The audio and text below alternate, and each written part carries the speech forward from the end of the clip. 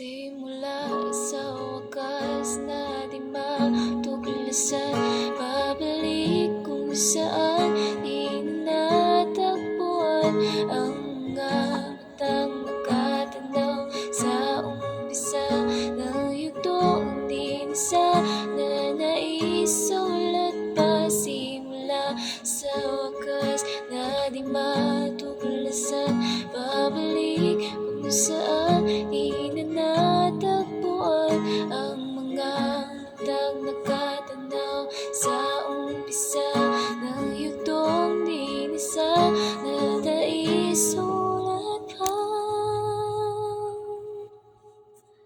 Sa lahat ng pahinang sinulat ng tatanan, ikaw pa rin. Ang yugtong paulit-ulit ko, babalik-balikan. Ikaw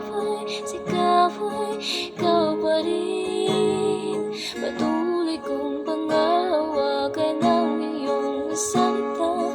Di na nakikita sa tingin ng iyong mga mata.